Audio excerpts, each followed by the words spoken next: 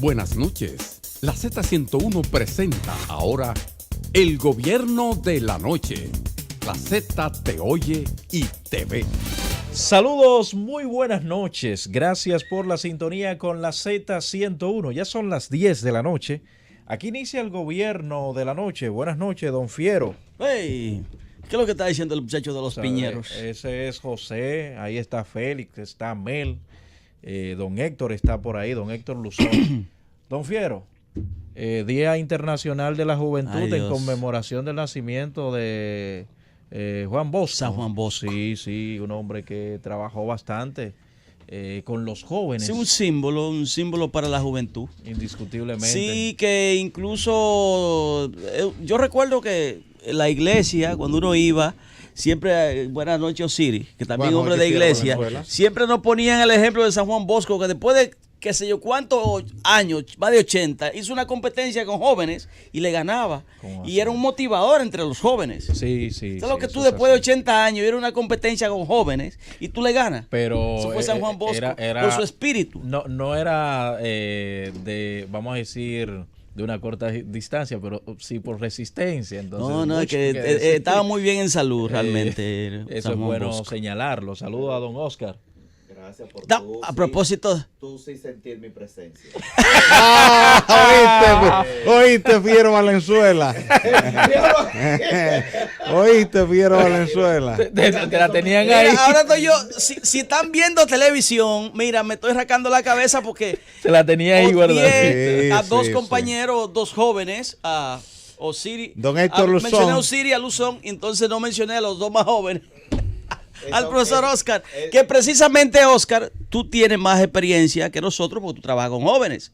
Ahora mismo el que es profesor más activo, sí. Osiris lo fue, pero tú estás ahora activo. Mira, algo que me llamó y era un chiste jocoso de que muchos secretarios de la juventud de partido pasan de 50, 60 años y siguen siendo secretarios de la juventud. No, pero cualquier jovencito tiene 50 ahora. Pero hoy hacía yo una reflexión justamente en el centro de la UAS de la Romana, como yo hoy, haciendo la presentación con los estudiantes que se dedicaban, y veía tantos jóvenes sin trabajo, pero que estaban estudiando, y entonces tú decías que recién perdían el empleo.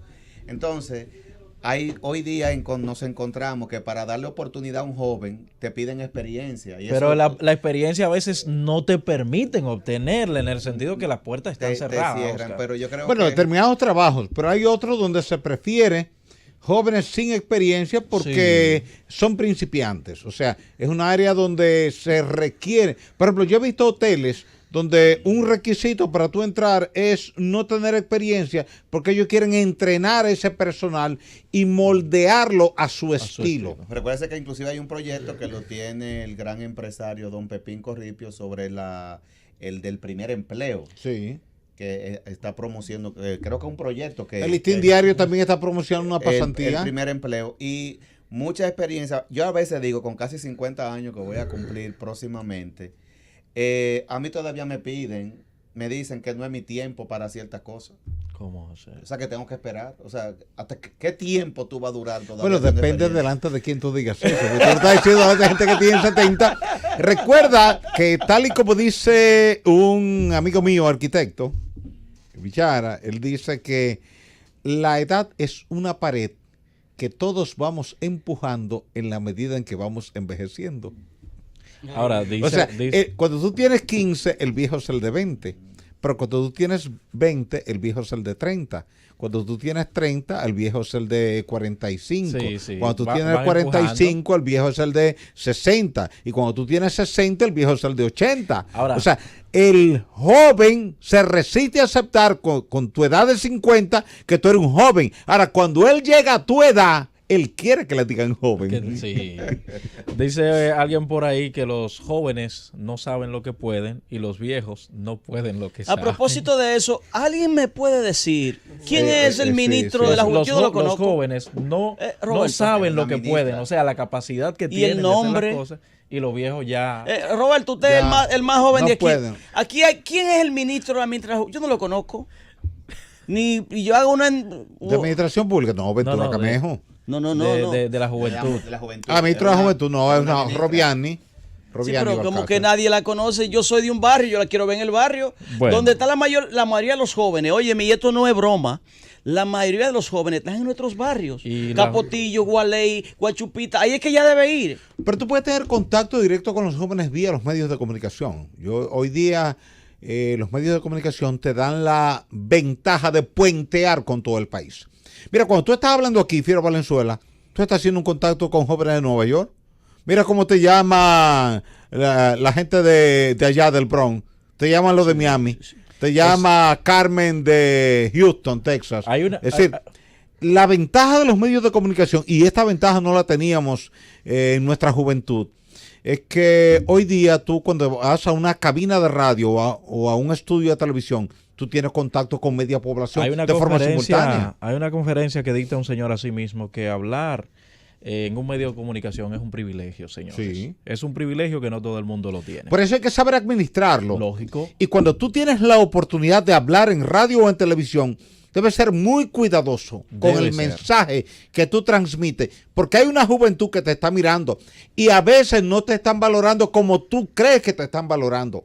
Por eso la forma en que tú hablas, el acento con que tú hablas, el tema del que tú hablas, la profundidad o la superficialidad con la que tú hablas, la distingue a leguas la persona. En días pasados yo fui a dar un pésame a una funeraria ahí en la Sabana Larga y al bajar del segundo nivel iba pasando una pareja de esposos de ahí del sector con un niño y me presentaron al niño. El niño no debe tener más de 5 años y el niño me conoce por mi nombre y mi apellido porque él le da seguimiento a las cosas que tienen que ver con el clima y con temblores. Entonces, sin tú saberlo, tú puedes ser un referente para ese niño. Entonces hay que cuidarse cuando usted está en radio o en televisión de lo que usted dice de frente a la población. Mira, en materia de información, el movimiento cívico no partidista Participación Ciudadana aseguró este jueves que la Cámara de Cuentas de la República Dominicana refleja ineficiencia y una cuestionable preferencia por lo pequeño.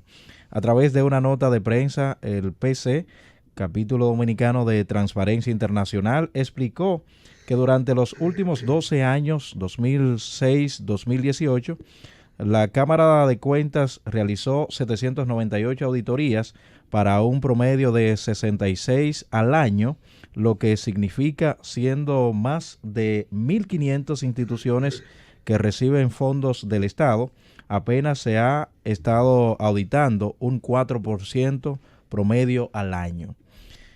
Y el Pleno de la Junta Central Electoral, encabezado por su presidente magistrado Julio César Castaño Guzmán, se reunirá el próximo martes con los 5 partidos políticos que notificaron su decisión de participar en primarias simultáneas para tratar los detalles del presupuesto de dicho proceso. La reunión fue convocada este jueves y tendrá lugar en el Salón de Partidos Políticos de la Junta Central Electoral a las 11 de la mañana. El miembro del Comité Central del Partido de la Liberación Dominicana, PLD, Melanio Paredes, reclamó que en la actualidad se requiere de mucha inteligencia a nivel político como base para poder sostener la estabilidad económica como ha sucedido en las gestiones del Partido de la Liberación Dominicana. Si hay inestabilidad e incertidumbre política, puede desencadenarse una situación de inestabilidad económica y eso llevaría a la República Dominicana al caos, expresó el educador y dirigente del PLD en llamada a la dirección de su partido. Y la secretaria general del Partido Revolucionario Moderno PRM, Carolina Mejía, nombró este jueves las cuentas que, a su juicio, el pueblo demanda de Roberto Rosario, que rinda por los cuestionados gastos cuando fue presidente de la Junta Central Electoral. Y el dirigente del Partido Reformista Social Cristiano, PRCC, Modesto Guzmán, consideró este jueves que la mitad del país está de acuerdo con una nueva repostulación del presidente Danilo Medina. Adujo que no se trata de intenciones de sus seguidores, sino que el pueblo que aborda el mandatario durante las visitas sorpresas está pidiendo su continuidad al frente del Estado dominicano. Y el ministro administrativo de la Presidencia y miembro del Comité Central del Partido de la Liberación Dominicana, PLD, declaró este jueves en Santiago que esa organización política se mantendrá unida ante chismes y mentiras. Nos referimos a José Ramón Peralta, quien dio esas declaraciones. Con estas informaciones nos vamos a una pausa. Al regreso, el comentario de nuestro compañero Héctor Luzón. Llévatelo, Félix. 10:12 en la noche. Antes de pasar con nuestro compañero Héctor Luzón, el Fiero tiene una información que compartir con todos los oyentes. Brevemente, que aquí hay un tuit de la Policía Nacional anunciando la muerte de un mayor de esa institución, el señor Ángel Rosario Pérez, quien falleció esta noche precisamente. Se estaba debatiendo entre la vida y la muerte en el Darío Contreras, me dice uno de los compañeros aquí, agrega lo del Darío. Él había sido herido en un enfrentamiento, según dice la policía, con delincuentes en Boca Chica y acaba de morir. Lamentablemente, otro oficial más que muere en esto de la violencia, la delincuencia y demás. Don Héctor Luzón, buenas noches. Gracias. Muy buenas noches, Fiero Valenzuela, Osiris de León. Saludos. Perdón. También a Oscar Valdés y al propio Roberto Díaz. Saludos, hermano. Y a José Imel en las cámaras y Félix Aquino y Marianita Peñalo en los controles. Y un saludo, como siempre, muy especial a toda la audiencia, que se mantiene siempre expectante, siempre se mantiene activa y siguiendo lo que son las novedades de este gobierno de la noche de la Z101. Bueno, hoy se produjo la decisión de la imposición de 1 año de prisión preventiva al señor apodado Buche y compartes, que son acusados de haber asesinado al coronel Daniel Ramos en Baní, un hecho que conmocionó a la opinión pública nacional y de alguna forma, digamos que cuestionó lo que es la lucha en contra del narcotráfico en nuestro país, la República Dominicana. Pero al mismo tiempo abrió una caja de Pandora en lo que tiene que ver a las situaciones de irregularidades, por no decir otras cosas, que se presentan a lo interno de las autoridades supuestas a luchar en contra de ese flagelo. Esta medida se toma en una situación de que el caso prácticamente ha sido declarado complejo por el juez que impuso este tipo de medida. El Ministerio Público pues estuvo solicitando a la jueza que impusiera en vez de 1 año 18 meses, es decir, 1 año y medio, que sería lo máximo que podría solicitar. Pero al parecer la jueza entendió que con 1 año era suficiente para que el Ministerio Público pueda realizar todas las investigaciones del lugar en torno a este caso. Un caso que ciertamente podría tener muchas aristas que probablemente no hayan salido a relucir todavía.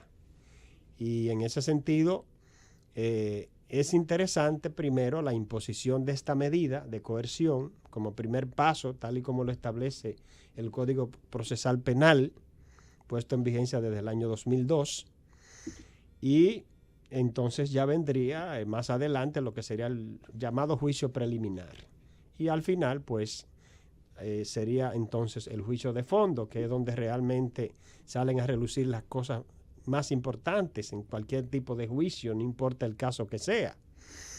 Es un caso, como dije al principio, que conmocionó a la sociedad dominicana por la muerte de un alto oficial, y no solamente por eso, sino por lo que esto representa en la lucha contra el narcotráfico. Era una baja. O sea, una baja en la lucha contra el narcotráfico, pero al mismo tiempo todo el mundo sabe que se produjeron cuestionamientos y hubo gente incluso que cuestionó al propio oficial caído.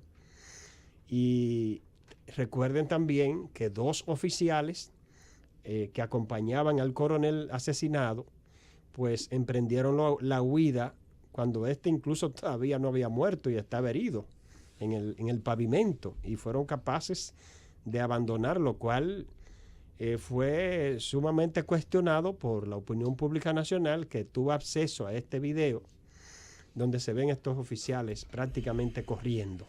¿Cómo que prácticamente? Sí, corriendo. Huyendo. Una manera de decirlo. Pero sí, emprendieron la huida, corrieron. Y usted puede ver al fondo el oficial herido. Ay, sí. Usted lo puede ver, tirado en el suelo. Salieron de Garitao. Y esos individuos corriendo. Mire, esos oficiales deben estar presos y mal presos. Pero hasta ahora que no lo interrogaron, ellos han dicho que en cualquier circunstancia ellos no podían poner en peligro sus propias vidas, y la propia declaración en el informe de la Policía Nacional de alguna manera le hace el juego a ellos dos, y quién sabe por qué le hace el juego. O sea, ¿qué podría estar ocultando la propia Policía Nacional en ese informe que nadie creyó? Aunque sea verdad, yo no sé por qué nadie lo creyó. Entonces, porque hay quienes dicen, y yo tal vez me inscribiría entre ellos, de que probablemente la policía no daría el informe con todas las verdades que puedan existir alrededor de este crimen, de ese hecho, porque eso le haría más daño a su ya muy deteriorada imagen en lo que tiene que ver con este tipo de lucha contra el narcotráfico. Y si usted se pone a analizar, usted podría decir, bueno, pero eso puede ser verdad. La policía no va a profundizar en situaciones que pueden ocasionarle mayores problemas de imagen más de la que tiene. Pero resulta que un organismo, un cuerpo del Estado tan importante como la Policía Nacional, como lo es la Dirección Nacional de Control de Drogas, por mencionar solo dos instituciones estatales llamadas a combatir el crimen y a combatir el narcotráfico. Ustedes saben que una de las cosas que hacen fuertes y creíbles a cualquier institución en cualquier país del mundo es que la gente vea que esa institución dice la verdad. Claro. ¿Usted sabía eso? La credibilidad. Y usted sabe por qué la Policía Nacional, que no es de ahora, yo no estoy cuestionando esta, es una institución que tiene muchísimos años. Pero la policía en distintos periodos históricos, y a muchos policías no les gusta que le critiquen su policía. Y hay que entenderlo, porque son policías y ellos defienden, mucho de ellos, su institución, aunque otros lo que hacen es que la desmeritan con sus actuaciones. Pues, y de hecho uno tiene muchos amigos policías, que a veces le dicen a uno, pero esto y lo otro, y defienden su policía y uno lo entiende. Pero oiga, ¿usted sabe por qué la Policía Nacional, por ejemplo, tiene tantos problemas de imagen? Eso no viene de ahora. Eso es viejo. Porque cuando, por ejemplo, la Policía Nacional, y todos vivimos ese proceso, los que somos más viejos, luchaba, por ejemplo, en contra del comunismo, como una política que venía desde los Estados Unidos y que el gobierno la aplicaba a pie juntilla, aquí a el gobierno de Balaguer fundamentalmente, la aplicaba a pie juntilla aquí en la República Dominicana. Combatían a los comunistas donde quiera que se metieran. Y esa historia no tengo yo que repetirla aquí porque todo el mundo la conoce, todos los comunistas que cayeron. Pero ¿cómo lo hacían? Le fabricaban expedientes, morían a veces en llamados que todavía utilizan ese bendito, que debiera la policía no... todavía se produzca, ni mencionarlo, de que un intercambio de disparos que a veces nadie cree. Y puede ser que en alguna ocasión sea verdad. Eso nadie lo puede decir que no, porque todas esas cosas pueden ocurrir. Pero a la policía... Pero mayor que murió esta noche fue eso sí es real. Bueno, sí, porque le digo que hay casos que sí, Fiero. ¿Por qué no? Porque es un cuerpo que está luchando con delincuentes. Eso puede ocurrir, ¿por qué no? Porque tenemos que ser objetivos. Claro. Pero todo el mundo sabe también que la policía se lo inventaba y todavía se lo inventa en algunos casos.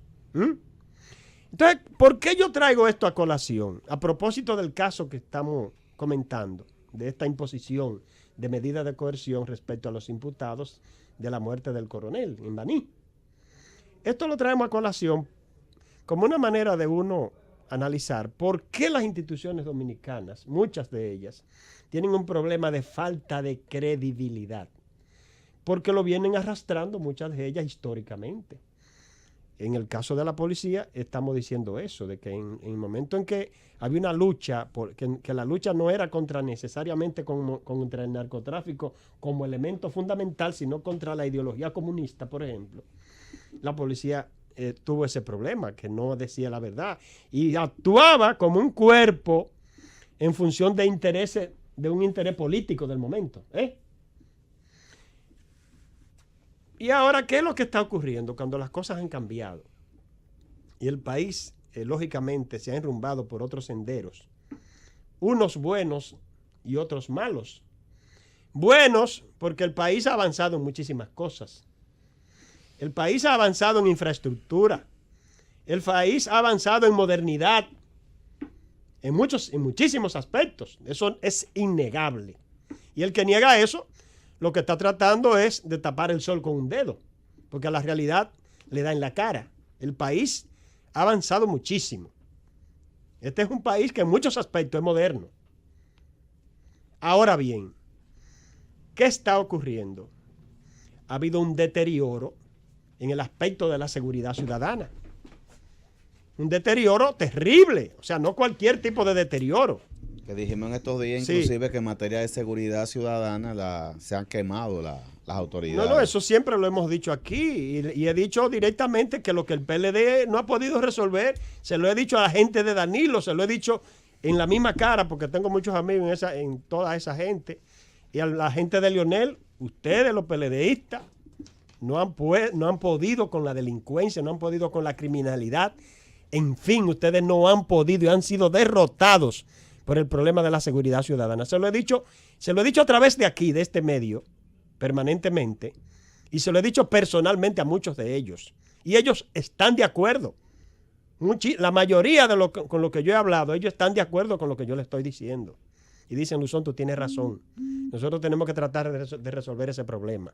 Me lo dicen danilistas y me lo dicen leonelistas, por mencionar las dos grandes fuerzas que se mueven en el PLD y que han sido y son gobierno. Que han tenido en sus manos, en el caso de Leonel, por 12 años, aunque intercalado con 4 de Hipólito, y Danilo, que lleva 6 años y va para 8. Y no han podido con el problema de la seguridad ciudadana. Por más barrio seguro que se inventó Leonel con Franklin Almeida. Harley Davidson. Y en el caso de Danilo, que como que no se ha visto un plan real para eso. Como que le han dejado eso de lado.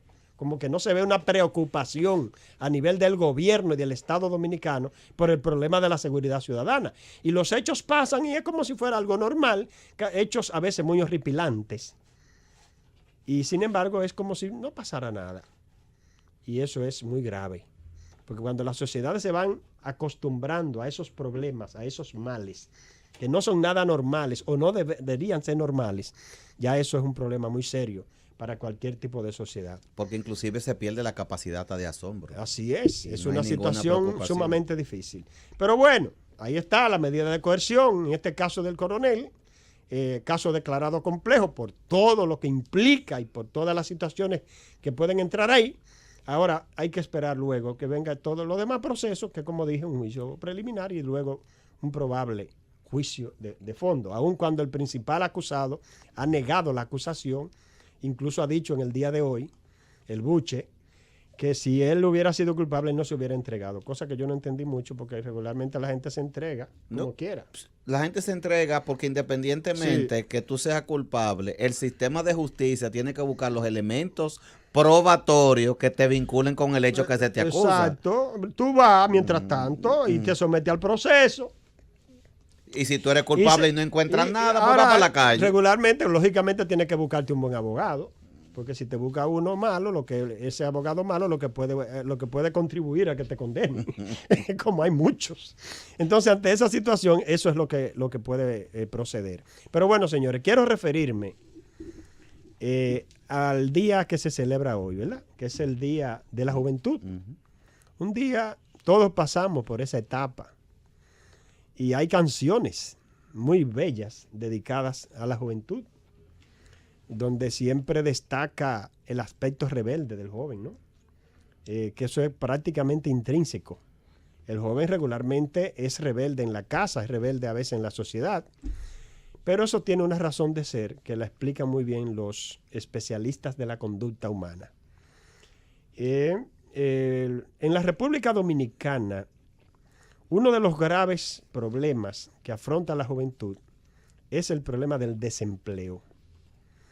Los jóvenes le da mucho trabajo lograr un primer empleo, porque estas empresas desfasadas, una gran parte de estas empresas desfasadas, que no han entrado en el modernismo empresarial, le exigen a estos jóvenes una experiencia que ellos no pueden tener si no han logrado el primer empleo. Y por eso aquí hay un problema serio de desempleo en la juventud dominicana. Hay un problema de desigualdad que afecta a la juventud nacional, porque el joven hijo de ricos tiene su empleo asegurado porque él pasa regularmente a manejar la parte gerencial de las empresas de sus padres o es un ejecutivo alto de tal empresa. Pero el pobre tiene que ver con mucho talento, porque tiene que tener talento de verdad, y con mucha dedicación y con mucha suerte, porque dicen que la suerte es una categoría histórica, lograr un empleo para de ahí en adelante ver cómo comienza ese joven pobre o de clase media baja, qué sé yo, a empezar a abrirse camino en la sociedad, para luego empezar a hacer una familia o terminar su carrera, concluir su carrera universitaria y una serie de objetivos que tiene que lograr, porque no ha sido fácil. Y todos hemos pasado por esa etapa, a veces con experiencias diferentes, pero muy similares regularmente en la mayoría de los casos, porque la mayoría de la sociedad es pobre. Los ricos son la minoría, los que tienen posibilidades económicas. Entonces, en el Día de la Juventud, uno simplemente debe abogar porque a la juventud se le den mayores oportunidades. Puede sonar como un cliché, porque mucha gente lo dice igual, es verdad, pero yo no lo digo como un cliché. Yo lo digo porque para que se tome en cuenta la juventud. Los jóvenes en este país han sido excluidos en su gran mayoría, señora, hay que decirlo. Los gobiernos solo se acuerdan de los jóvenes cuando van a buscar su voto. Ah, no, ellos empiezan a hacer una campaña con la juventud. No, porque los jóvenes y tiran los spots televisivos con el asunto, pero en ese momento inmediatamente toman el poder, se olvidan de establecer una política pública para la juventud. Un día como hoy hay una entrega de premios a través del Ministerio de la Juventud. Pero que le dan una computadora. A un grupo de jóvenes. Pero eso es algo que quería destacar antes de irme. Señores, el Ministerio de la Juventud, y yo no tengo nada en contra de lo que dirigen eso, ni siquiera conozco a esa gente que está ahí. Y nunca creo que he ido ahí. Pero señores, el Ministerio de la Juventud en la República Dominicana no tiene razón de ser en el sentido de lo que hace, porque no hace nada en favor de la juventud. Organiza un premio que yo no sé si todavía lo hacen. Hoy le entrega. Donde le entregan computadora a los muchachos y cosas de esas. Eso no es una política para la juventud dominicana.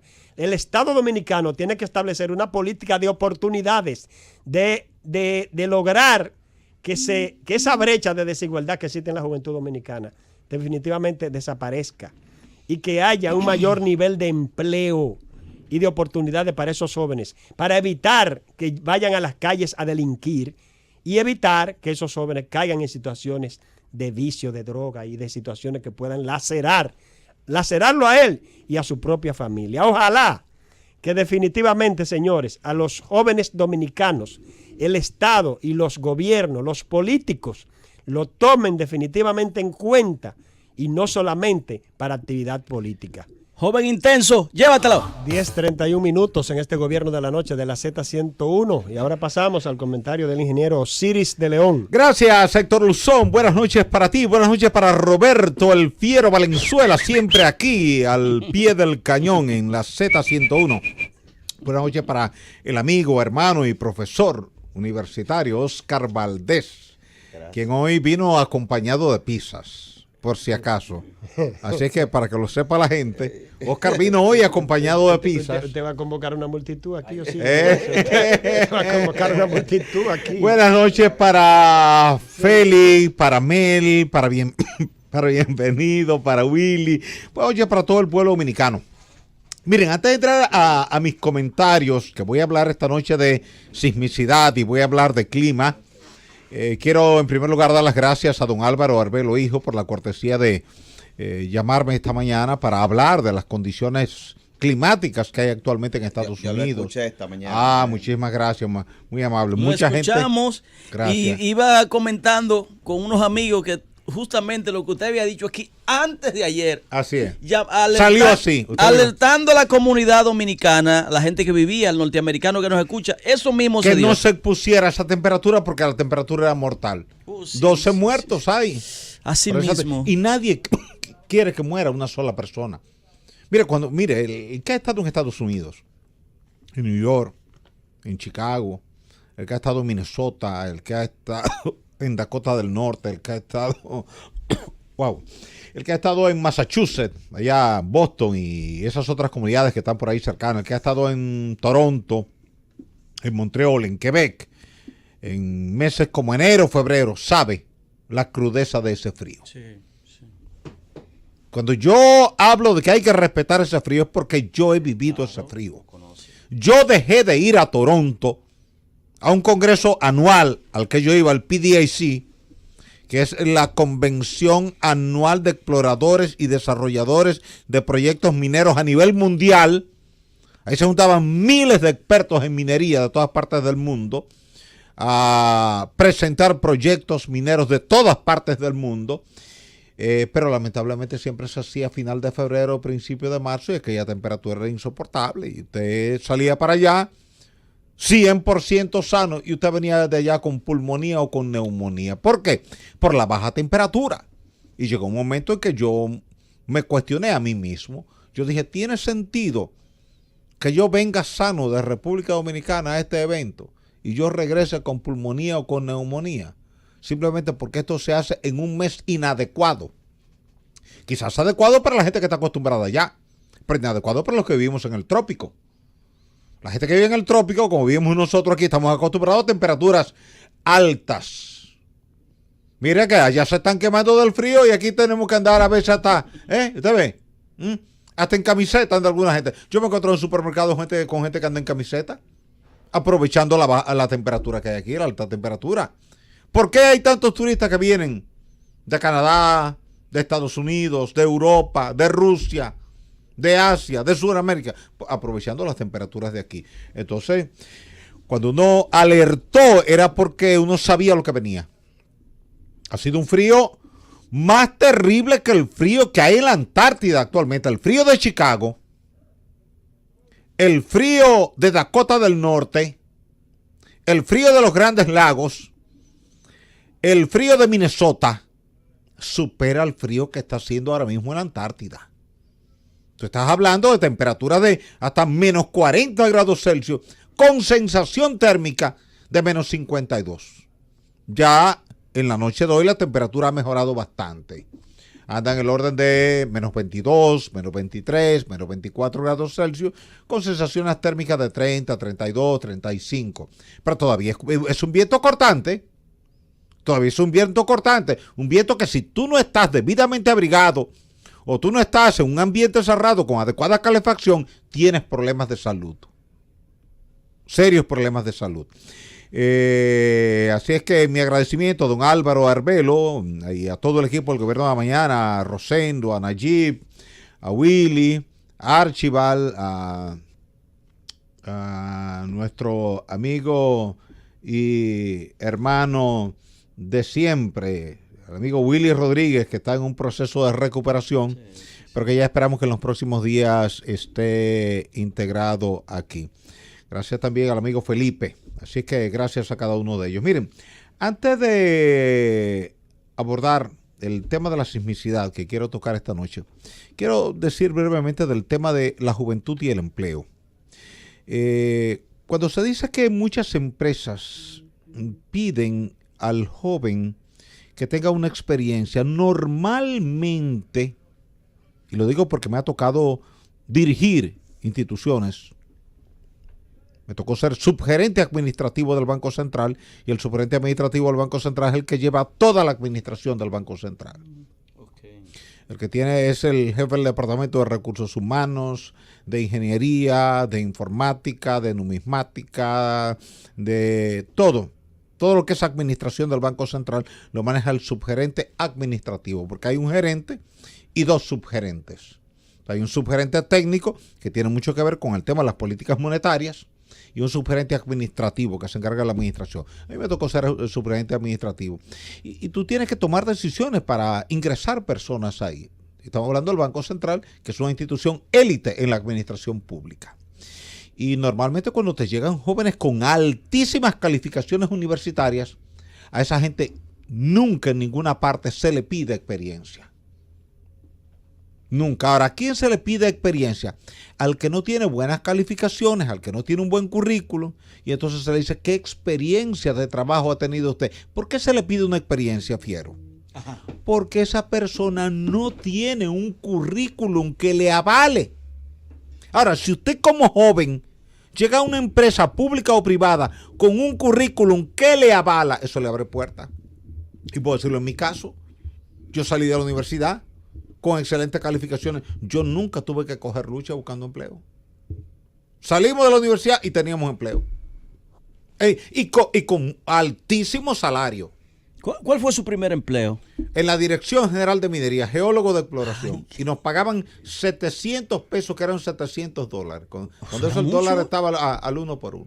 ¿Eso vino siendo por qué año? 79. ¿Qué? En el año 79. El año del ciclón David. El año del ciclón David. Justo al pasar el ciclón David comenzamos a trabajar ahí. Y a mí me llovían las ofertas de trabajo. De ahí dejé yo el trabajo de minería y me fui al INDRI, porque el INDRI me estaba ofreciendo más. Renuncié a un trabajo para irme a otro. Y salí del INDRI y me fui para la Rosario porque me estaba ofreciendo el doble de... En la Rosario yo ganaba el doble de lo que yo ganaba en el INDRI.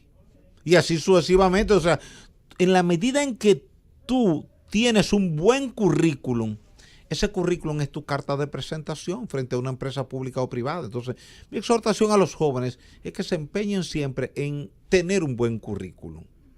Cuando tú no has tenido experiencia, tu currículum es tu calificación universitaria. Es verdad. Una institución pública o privada que ve que de 40 asignaturas que usted cursó, usted tiene 30 en A y usted tiene las otras 10 en B, no discute mucho para nombrarlo a usted.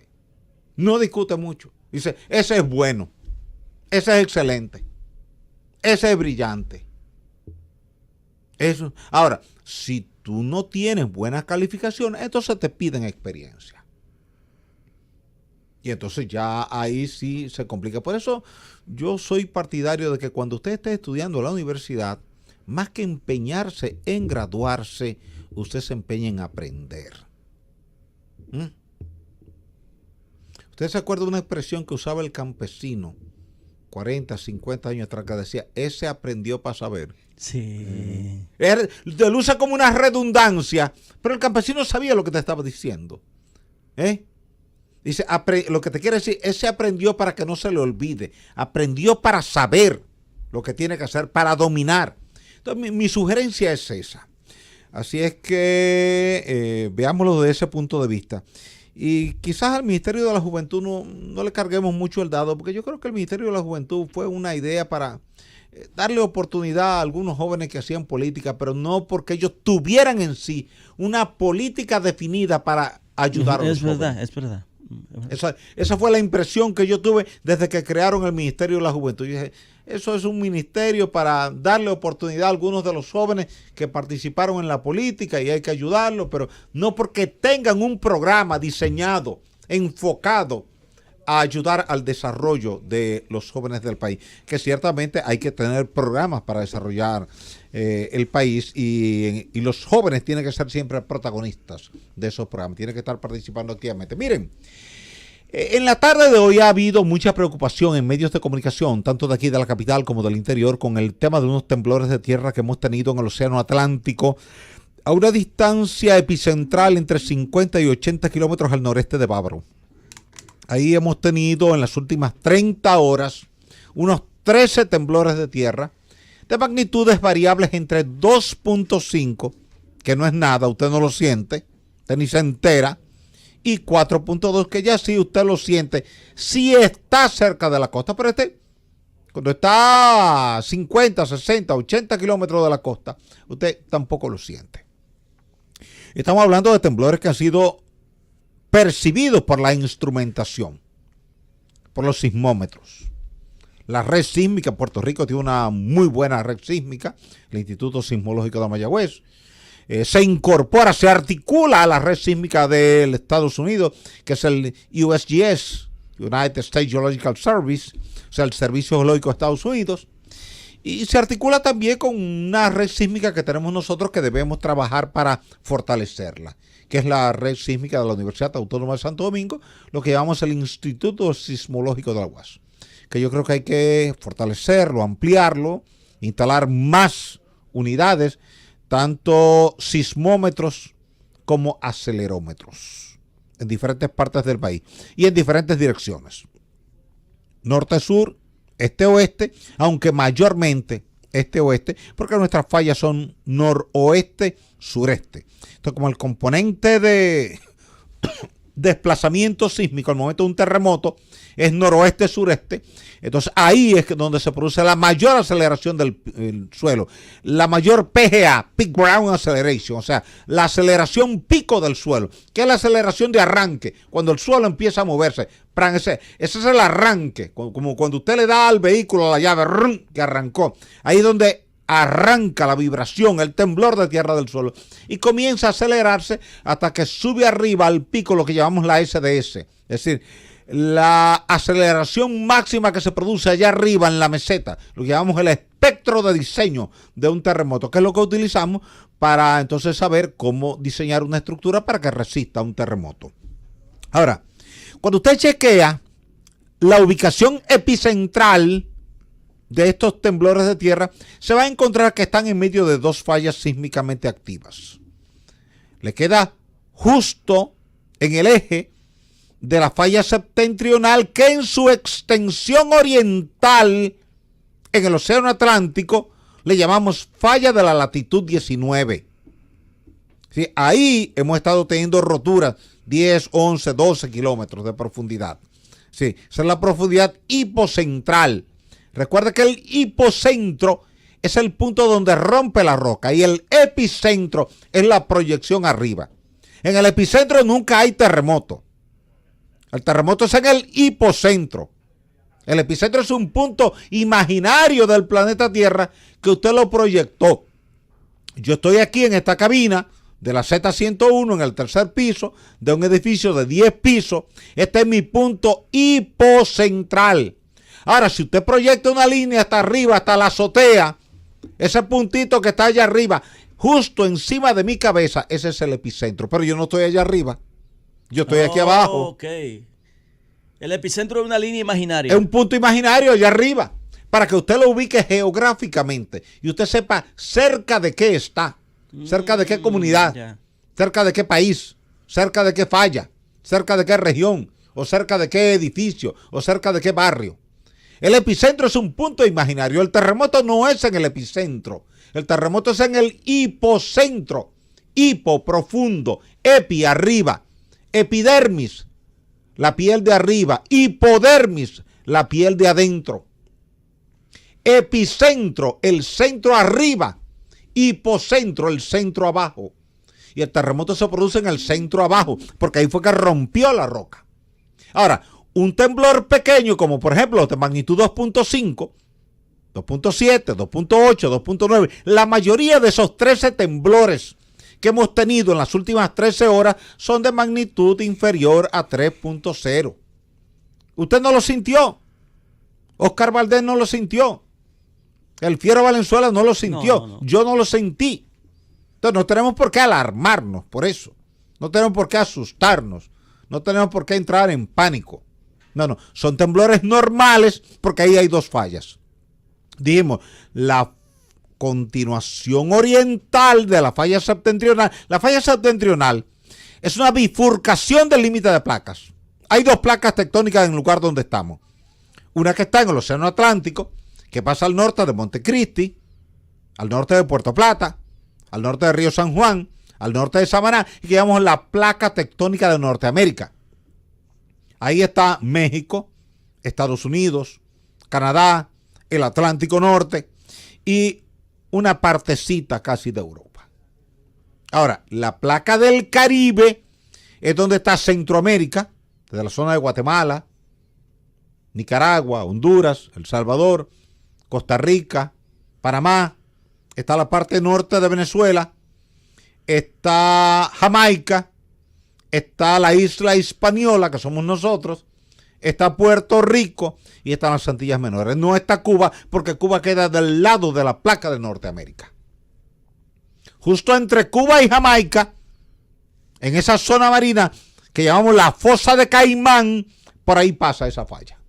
Ahí genera una fosa profunda, una depresión profunda, una zona de expansión del fondo marino y de profundización del fondo marino. Llamamos la fosa de Caimán. Y al norte de aquí, de la isla Hispaniola, tenemos la fosa de la Hispaniola. Y al norte de Puerto Rico tenemos la fosa de Milwaukee, que es la segunda más profunda del planeta. O sea, tiene 8.650 metros de profundidad. La fosa de la Hispaniola, que está al norte de nosotros, tiene unos 4.500 metros de profundidad. Son territorios marinos profundos que se han generado porque la placa tectónica de Norteamérica penetra por debajo de la placa del Caribe en un frente de subducción. Como cuando usted entra a una cuña por debajo de la puerta y la puerta se levanta en la medida que usted va empujando la cuña. Entonces, esta placa del Caribe, donde está Centroamérica y estamos nosotros, se mueve hacia el este-noreste a razón de 20 milímetros por año. 20 milímetros son 2 centímetros. Son un poquitito menos de 1 pulgada cada año. Pero eso genera un empuje. Y el empuje deforma la roca. Y la deformación de la roca termina en un plegamiento de la roca. Y todo cuerpo tiene 3 límites. El límite de elasticidad, que siempre que usted no lo sobrepase, el cuerpo vuelve y recupera por completo su forma. El límite de plasticidad, que es el límite que cuando usted entra en él, el cuerpo se tuerce, no recupera su forma anterior, queda gambado, queda torcido, queda deformado, queda deflectado. Y el límite de rotura, que cuando usted pasa, ¡cran!, usted oye el sonido, se partió. Partí la madera, partí la regla, partí el lápiz. Usted dobla demasiado fuerte un lápiz de escribir, ¡pran!, usted lo oye que suena. Ese proceso de rotura de la roca allá abajo en el hipocentro es lo que genera el temblor de tierra. Quiere decir que el empuje de esta placa tectónica deforma la roca, la pliega, primero sobrepasa el límite de elasticidad y entra en el límite de plasticidad, pero sigue empujando hasta que supera el límite de rotura, y cuando se rompe es que viene el pequeño temblor. Entonces, el que se produzcan 13 temblores dentro de esa zona no es para alarmarnos, no es para preocuparnos, no es para asustarnos. Siempre donde tiembla la tierra tenemos que estar alerta. Claro. Siempre. Nunca nos descuidemos. Eso es como el clima. Donde quiera que usted ve que se genera un centro de baja presión, atención. Atención. Donde usted ve que tiembla la tierra, atención, pero no asustado. Quiere decir que no hay que entrar en pánico. Algunas personas me escribieron esta tarde, ingenieros, me escribieron amigos, me escribieron periodistas, me entrevistaron, fueron a mi oficina, algunos medios de comunicación, y a todos les dije, mire, lo que está pasando ahí ocurre con frecuencia. Que en 30 horas se hayan producido 13 temblores, de los cuales 10 son inferiores a magnitud 3. Eso no tiene mayor importancia, porque esos son pequeñas roturas que generan pequeñas vibraciones que solamente la perciben la instrumentación. El sismómetro, el sismógrafo, el acelerómetro, pero no la percibe el ser humano, y más porque no fue en Higüey. Algunos están a 50 kilómetros al noreste de Punta. Usted tiene que coger un bote 50 kilómetros más afuera para llegar al lugar donde tembló. Y otros puntos están a 60 kilómetros. Y otros están a 70 kilómetros. y otros están a 80 kilómetros, y otros están a 85 kilómetros. Entonces se imagina usted nadando 85 kilómetros. Solamente para que usted tenga idea si está cerca o si está lejos. Que yo lo ponga a usted en la playa de Punta Cana y yo le diga, nade 85 kilómetros para usted. Pero venga acá, ¿y qué pasó? ¿Y por qué? Bueno, allá, cuando usted llega allá, esos 85, ahí es donde está el epicentro de la transmisión. Bueno, pero entonces eso está lejos. Entonces, cuando usted está hablando en términos de sismicidad, una zona donde está temblando y que está a 85 kilómetros, y los temblores son de magnitud 2.4, 2.5, 2.6, 2.7, no hay que alarmarse demasiado. Observarlo, monitorearlo como uno monitorea cada día la sismicidad en diferentes partes del planeta, pero mayormente en la región donde uno está participando, donde uno vive, donde uno hace sus labores diarias, para dar un seguimiento. Así que la gente que me ha escrito a través de las redes sociales, sobre todo los que me han escrito por Twitter, pueden estar tranquilos. Hay gente que pregunta, hay que asustarse, hay que estar preocupado, podemos dormir tranquilos. Sí, mire, duerma tranquilo. Duerma tranquilito. Esos temblores la gente no lo ha sentido los instrumentos, los equipos, porque tienen ultrasensibilidad. Pero no lo percibe el ser humano, porque para usted percibir aquí en la capital un temblor que está a 85 kilómetros al noreste de Punta Cana, usted está hablando que está prácticamente a 250, 70, 80 kilómetros de usted. Y un temblor de 2 que ocurra a 280 kilómetros de usted no lo va a sentir, nunca. Nunca. Así es que no hay por qué alarmarse mucho. Repito, es una zona donde hay dos fallas. La extensión oriental de la falla septentrional, que es una bifurcación del límite de placas, que viene comenzando en la zona norte de Haití, pasa por el área de Montecristi, pasa por Jicomé de Esperanza, pasa por Navarrete, pasa por Gurabo de Santiago, pasa por San Francisco de Macorís, pasa por la zona de Castillo, pasa por Villarriba, pasa tangencialmente al pueblo de Sánchez, justo del lado sur de Sánchez, ahí mismo pasa. Pasa todo el borde sur de la península de Samaná, es decir, pasa el borde sur de la ciudad de Samaná. De ahí se va al este, por el Océano Atlántico, y por allá, por esa zona, es por donde está temblando. Quiere decir que ahí hay dos fallas que están generando empujes. Esos empujes deforman la roca. Cada vez que se supera el límite de rotura de la roca se rompe. Y un temblor no es más que una liberación de ondas sísmicas de compresión, ondas sísmicas de corte, que son las que usted percibe en el lugar donde usted está como una vibración. Y esa vibración va a ser más intensa y más duradera o no, dependiendo de que usted esté sobre roca o sobre suelo.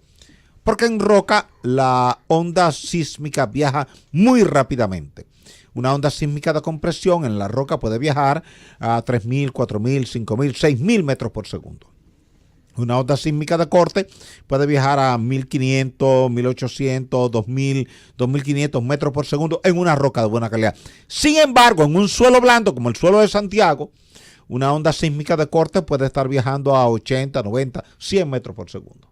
Muy lento. Entonces, como viaja muy lentamente, todo el resto de la energía tiene que consumirlo en amplificación, porque la energía no debe perderse en ese estado, en esa franja, en esa zona. Entonces lo que hace es que amplifica la onda y por eso tú percibes una vibración más fuerte durante más tiempo y termina haciendo más daño a la estructura. Cuando usted tiene una estructura sobre suelo, como arcilla, limo, arena, caliche, y tiene otra estructura igual, cerca, pero sobre roca, usted ve que el daño se produce en la estructura que está sobre suelo, pero no en la que está sobre roca.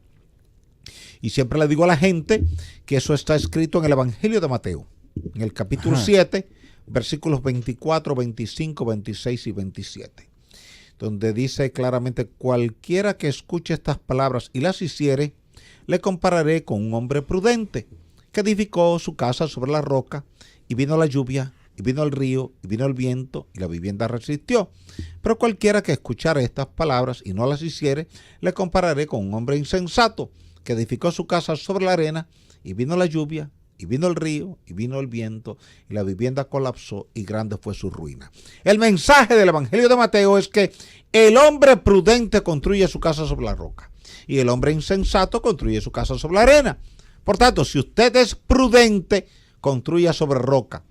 ¿Dónde hay roca? En la ciudad colonial, en Gascue, en Naco, en Piantini, en Bellavista, en el Evaristo Morales, en el Millón, en la 27 de febrero, en la Bolívar, en la Nacaona, en la José Contreras, en las Américas.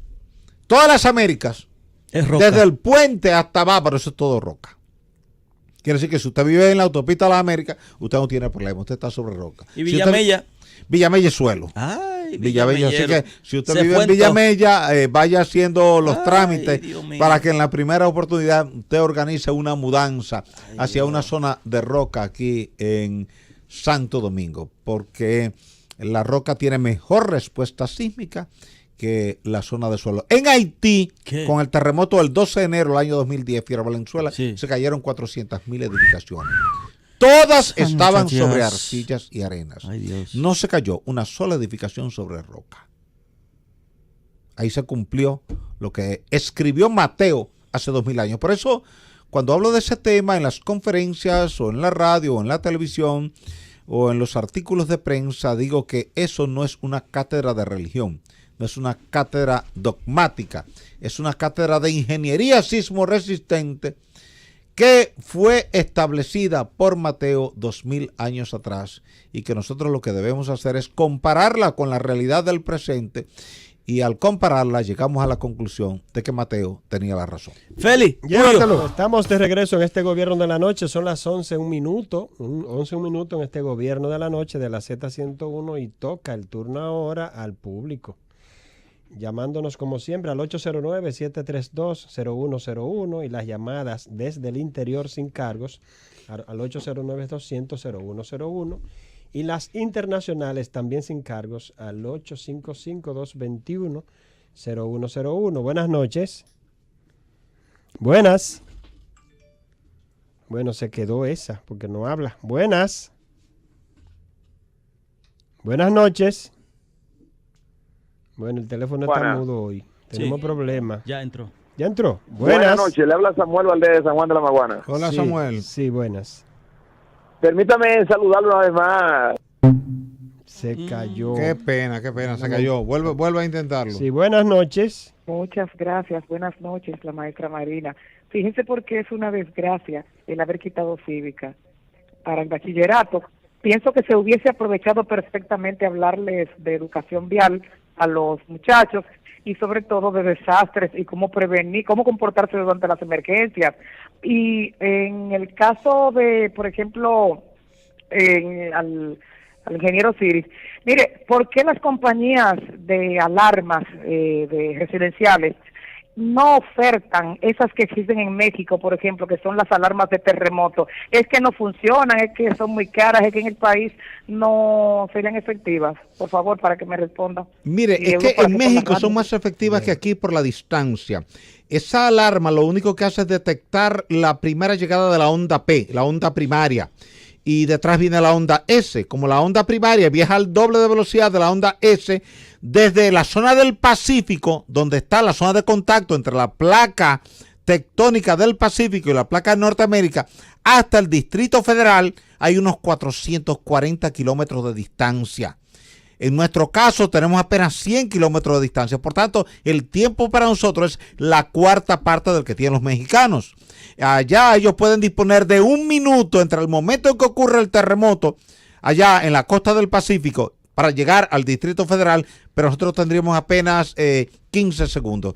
Quiere decir que esas alarmas existen, se comercializan, pero no es que sean tan súper efectivas como piensa la gente. Cuando hay grandes distancias, sí funciona. En pequeñas distancias, como territorios insulares aquí, como es el nuestro, República Dominicana, no son tan efectivas como en territorios continentales. Muy bien. Buenas noches. Buenas. Buenas noches. Quiero hacer una pregunta al ingeniero. Adelante. Gracias. Ingeniero, aparece un exoplaneta a 53 años luz, en un lenguaje llano, sencillo. qué significa para nosotros 53 años luz.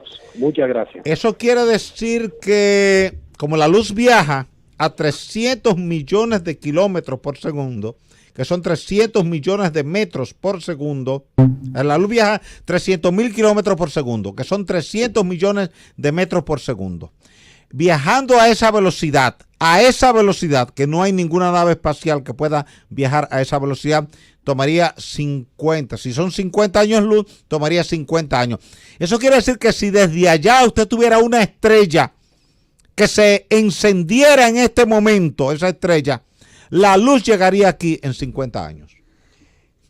Bien, buenas noches. Buenas. Buenas noches, sí, ¿cómo están? Me alegro de oír ese equipo de periodistas que cada día más me gusta escucharlo. Osiris, ¿usted se recuerda que a partir del mes de enero iba a ser el año del agua? Oiga, mire, yo soy de Altamira de Tamayo, provincia de Bauruco. ¿Usted se recuerda que en el mes de noviembre estuvimos hablando de ese mismo tema? Altamira tiene 3 años que el agua no le llega. Y se hizo un empalme con Altamira de los Conuquitos. Pero como Conuquito no tenía agua, se empalmó de aquí de Altamira. Y ahora Altamira no llega nada y estamos hasta comprando agua para cocinar. Osiris, mire, que pase buena noche. Buenas noches, gracias por llamar y gracias por externarnos su preocupación. Ciertamente hay que buscar cómo resolver ese problema de falta de agua potable para la comunidad de Altamira, que es una comunidad muy laboriosa y que está a mitad de camino entre Navarrete e Inver. Así es que ojalá el Instituto Nacional de Aguas Potables y Alcantarillados, INAPA, el ingeniero Mazara, esté escuchando el programa y pueda ayudar a la comunidad de Altamira a resolver su problema de desabastecimiento de agua potable. Buenas noches. Bueno, yo vivo en Gurabo, Santiago. Ajá. Entonces eso no es rocoso, eso es arena también, o sea. Mira, justo cuando el terreno está llano abajo, todavía hasta la entrada de Camp Davis, ahí, todavía eso es arcilla. Ahora, de ahí para arriba, tú tienes una secuencia de lutita. La lutita es una roca arcillosa, mucha arcilla que se cementó.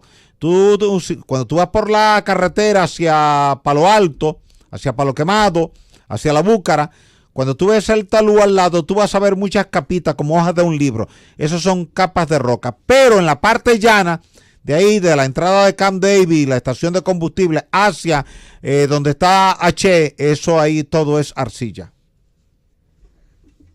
Buenas noches, buenas. Buenas noches. Sí, buenas, para que el ingeniero Osiris de León me hable, que estaba los otros días hablando de el oro, que no existe el oro blanco, para que él me explique eso. Del oro blanco. El color del oro. Blanco. Mire, usted, al igual que Adelaida Martínez, se han dejado engañar comprándole a los joyeros anillos de oro blanco y cadenas de oro blanco. El oro blanco no existe. El oro, por definición, si usted busca el manual de mineralogía de Walter Dana, usted lo chequea ahora en la internet, usted busca oro, le va a decir, para hacer oro tiene que cumplir con 4 condiciones. Anótela. Dúctil, maleable, sectil y amarillo. No hay oro rosado, no hay oro rojo, no hay oro verde, no hay oro blanco, no hay oro castaño. Todo el oro es amarillo. Si usted entra a la internet y busca fotografía de lingote de oro, todos los lingotes de oro que usted va a encontrar ahí, todos, absolutamente todos son amarillos. No hay oro blanco. Muy bien, buenas noches. Buenas. Buenas noches. Buenas noches, Luzón. ¿Cómo estás? Bien, cuéntenos. Muchas gracias por la orientación. Te estoy llamando desde Trenton, New Jersey. ¿De Trenton, New Jersey? Sí, señor. Ah, sí, frío allá. Está en menos 10 la temperatura esta noche allá. Sí, señor. Sí. No, un verano comparado con lo que había ayer y antes de ayer. Sí, comparado con Dakota. Sí, con Chicago, Dakota, con Minnesota y con Chicago. Sí. Yo le estoy llamando a preguntarle, tengo una casita por Rincón de Piedra, y quisiera saber cuál es la condición de ese terreno por ahí, sismológicamente. ¿Dónde está ese Rincón de Piedra? ¿Dónde? Pues de San José de las Matas. Ah, San José de las Matas. Mira, la zona de San José de las Matas, que está al sur de Santiago, cerca de Jánico, cerca de Juncalito, eso es zona de rocas sedimentarias. Ahí en la parte norte de San José de las Matas y de Jánico hay lutitas y hay conglomerado. En la parte sur ya hay rocas volcánicas, ya hay andesita, ya hay basalto y hay tonalita. Las rocas responden bien. Quiere decir que salvo que tu casa esté sobre la grava y arena de un río, tendría problemas. Pero todas, por eso quizás te le llaman Rincón de Piedra, porque está lleno de piedra el lugar. La roca ahí responde bien, que ahí no hay que preocuparse mucho. Donde hay que preocuparse mucho es en la zona del Valle del Cibao, donde está esa arcilla amarilla o la arcilla negra o esa arcilla marrón, pero donde está ya muy al sur y muy al norte, en los dos lados, hacia el norte y hacia el sur, ahí no hay mayores dificultades. Muy bien, buenas noches. Buenas noches, don Osiris y a los amigos. Adelante. Dos preguntas en una, en menos de un minuto. Primeramente, cuando el terremoto de Sumatra, Indonesia, Ajá, 26 de diciembre del 2004. El 2004, exacto. Hubieron turistas y niños que estaban guiando elefantes, y los elefantes percibieron el temblor y fueron a la parte alta, y eso salvó a muchas personas. Eso es correcto. La segunda pregunta es, ¿por qué esa sensibilidad en los animales? La segunda pregunta es, ¿por qué ese estudio que hicieron en Brasil los ingenieros, fue falta de conocimiento o por qué falló la presa donde hay, creo que 100 muertos? Muchas gracias. Ok, mira, primero, ¿por qué los animales tienen sensibilidad? Los animales no tienen un cerebro prefrontal como tenemos tú y yo, que tenemos un cerebro que almacena el conocimiento, la inteligencia. Y al desarrollar ese cerebro, en el último 1.000.000 de años, hemos dejado sin uso el cerebro primitivo, el cerebro límbico. Esos animales, como tienen desarrollado el cerebro límbico, por eso tú ves que esos animales o atacan o huyen. Cuando tú entras en pánico por un problema cualquiera o un conflicto, tú atacas o huyes porque se te desconecta el cerebro prefrontal. En el cerebro límbico es donde está la información genética de interpretar la modificación del campo electromagnético en el planeta que se produce localmente donde se está produciendo un terremoto. Por eso el elefante, el perro, el gato, el mono, la hormiga, la rana perciben esa señal. Así como cuando tú hueles que están friendo queso y tu cerebro dice están friendo queso, o están friendo pollo y tú hueles, tú dices eso es pollo que están friendo. Así, tu cerebro ya identifica, el cerebro límbico de ellos identifica esa alteración del campo electromagnético. Y tu otra pregunta sobre la presa de Brasil, mira, esa presa de Vale falló porque ahí hubo un descuido. Llovió mucho, una presa de tierra construida con arcilla laterítica. La arcilla laterítica no es la mejor arcilla para tú impermeabilizar el núcleo de una presa, porque no es lo suficientemente fina, no tiene suficiente plasticidad. La plasticidad es que se comporta como la masilla, que tú la deformas sin romperse. Esa arcilla laterítica, yo conozco las arcillas lateríticas de Brasil porque he estado muchas veces en Brasil y he ido a estudiar a universidades de Brasil y a proyectos en Brasil. Ellos utilizan mucho esa arcilla, pero esa arcilla yo la respeto mucho porque esa arcilla es de muy baja plasticidad y con cualquier cosita se rompe. Buenas noches.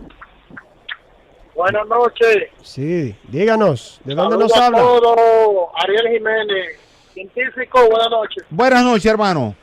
Osiris, está frío esto por aquí, estoy por Michigan. Ah, si tú estás en Michigan, ¿tú estás cerca del lago? ¿Tú estás cerca del lago? Sí, cerca, allá arriba, ahí. Este es el puente Canadá ahí. Sí, tú estás en la zona de los grandes lagos, Michigan. Sí, el lago Ontario, el lago Erie. Sí, yo tuve que echar la noche en los tanques del camión un anticongelante para que no se frise el diésel. Lo voy a escuchar por la radio. Y lo otro es, allá no debe haber mucho desempleo, Siri, porque ahora hasta para averiguar limpiabota nombran una comisión de alto rango y a la final no para ningún informe. Buenas noches. Bueno, Buenas llévatelo, noches, Feli, sí, llévatelo. llévatelo. Estamos en este gobierno de la noche, en este equipo de comunicación de esta Z101, el gobierno de la noche, y ahora es el turno de la compañera Adelaida Martínez. Buenas noches, compañeros. Saludos a José, Mel, Félix, el equipo que trabaja atrás. Las cámaras. Bueno, cambiando de tema, saliendo un poco de la política, porque hay unos dramas ahí que no deben dejarse de comentar. Uno no debe de dormirse con esos casos, sobre todo cuando tienen que ver con violencia de género. Recuerden que hace poco en Caribe Tours hubo un feminicidio y un posterior suicidio del agresor, un vigilante que tenía 1 año trabajando ahí en esa empresa de servicios de autobuses, Caribe Tours. Había una niña con la mujer que acudió a ese lugar a reunirse con el señor que era su pareja, y tenían ambos 4 hijos. Se habían separado hace un tiempo. Ella decidió separarse y es la misma historia de siempre. Ellos, los que no quieren aceptar cuando la relación se acabó. Yo de verdad que estos casos uno a veces ni quisiera comentarlo porque da mucha pena todo lo que hay detrás de ese drama. Es un cuadro que encierra demasiadas cosas.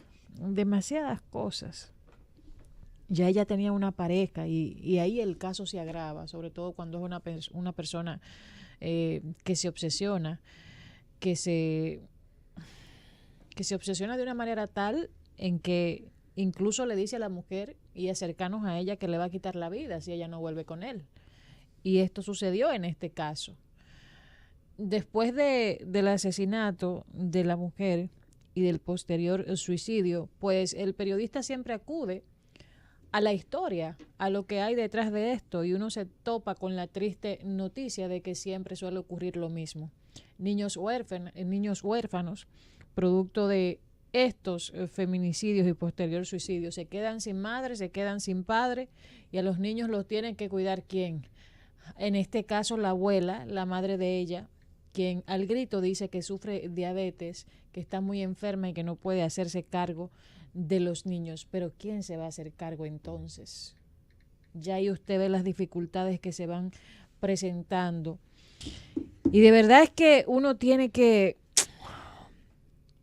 dar un paseo por las políticas públicas en torno a lo que tiene que ver con la violencia de género. ¿Qué se ha hecho? ¿Se han reducido los feminicidios y los suicidios? Porque suele pasar, y es casi la generalidad, que cada vez que un hombre le quita la vida a su expareja o a su mujer, porque pasa también siendo pareja, viviendo juntos en la misma casa, en el mismo hogar, pues estas situaciones de violencia detonan cuando no hay un control y en el mayor de los casos cuando no hay una formación per se, un alto nivel de educación. Esto detona aún más rápido.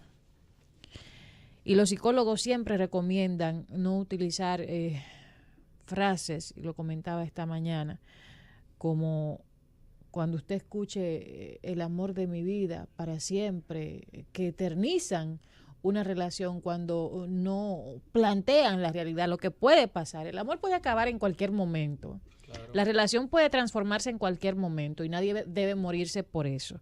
Pero te meten en la cabeza una vaina, sobre todo a los varoncitos, a los hombres, le meten eso en la cabeza y ven a la mujer como un objeto, como una propiedad, y estos son los tristes desenlaces de países en vía de desarrollo, de países subdesarrollados, de países que tienen una baja formación, sobre todo en temas de control emocional, de inteligencia emocional.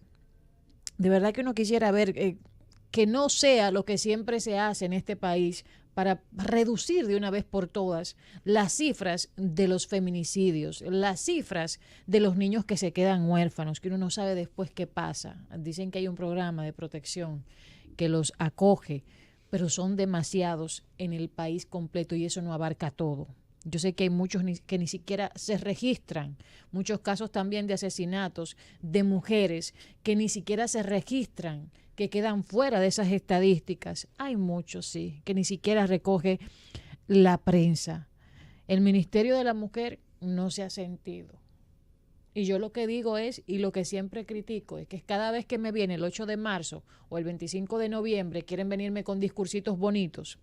Todos los funcionarios, la mayoría de los funcionarios, no todos, perdón, no generalizar. Muchos funcionarios. El mismo Ministerio de la Mujer, con una marchita, con una visita a unos cuantos medios. Y escúchame, y las políticas no son efectivas porque hay una ausencia total. Sí, pero siempre justifican la ineficacia de sus políticas. Está fundamentada en que no hay recursos económicos. No hay recursos. No hay recursos económicos, y cuando llegan los recursos económicos hay que aumentar los salarios y no hacen la inversión para la cual fue requerida. Yo creo que han habido ejemplos referentes de que aunque haya pocos recursos, con la voluntad que se tiene a la hora de asumir una causa. Cuando usted asume una causa, mire, aunque usted no tenga cuarto, usted eche esa causa para adelante.